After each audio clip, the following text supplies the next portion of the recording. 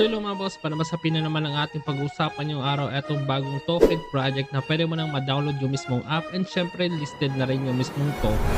So huwag na natin itong patagalin, let's go!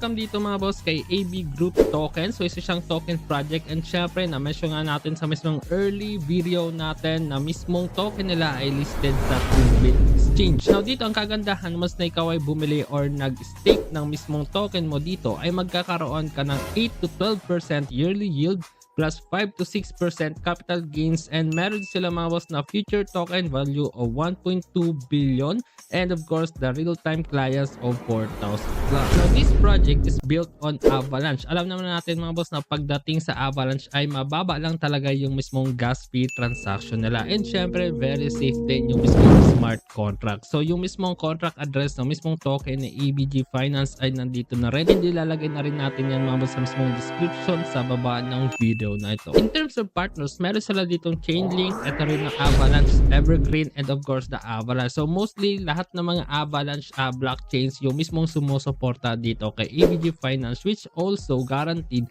na safe and syempre goods yung magiging kakalabasan ng project na ito. So pumunta ako dito sa mismong Qubit Exchange kung saan nakalisted yung mismong ABG Finance token nila. So as you can see dito, napaka-stable ng presyo nila under 0.2841 USD. So nagkaroon din sila ng pagtaas and syempre na yung mismong chart natin dito hindi natin masyadong madidetermine kung bababa ba siya or tataas kasi napaka-straight ng linyahan nila, which is also indicates a good impression sa lahat ng mga buyers about dito kay ABG token. And syempre just so you know guys, dito sa mismong ABG Tracking Hub kasama na rin yung mismong parang tumitingin sa mismong token nila ang CoinMarketCap, CoinGecko, CoinCheckup.com, meron din silang CMC. So makita mo rin naman yung mga information dito sa mismong website nila once na ikaw ay pumunta sa abg.finance. In terms of tokenomics, meron silang total supply of 220 million ABG tokens. And syempre nahahati yan sa iba't ibang mga segments. Meron tayong exchange liquidity which is 40%, staking rewards 40%,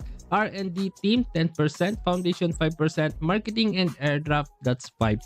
And meron din silang lockup syempre under Avalanche blockchain yan, and R&D team, foundation and marketing allocations have a tiered lockup up to 60 months and ensure long-term success. Kung gusto mo mag-accumulate or bumili ng mismong ABG token nila, pumunta ka sa mismong MEX and Qubit Exchange. Ilalagay din naman natin yung mga links and dun ka bumili under spot trading para man mas mabilis kaysa sa iba't ibang mga trading markets. And syempre kagandahan dito kasi mababa pa lang yung mismong presyo and may potential na tumaas yung mismong token since papalapit na tayo sa mismong bull run. Basta always do your own research and invest what you can afford to lose. Yun lang yung masasabi natin sa mismong subject na ito. So yun lang mga boss ang ating short review about dito kay ABG Finance, siyang token project. And kung nagustuhan mo tong video na ito, don't forget to follow and subscribe and join my Telegram community Samisoy Clips PH for more updates and announcements na mangyayari pa. So thanks so much for watching. I hope naman natutunan na naman kayo sa panabasrin natin yung araw. So don't forget to subscribe sa ating YouTube channel for more videos to come. This is Samisoy Clip. Sa mali, paalam. Bye bye.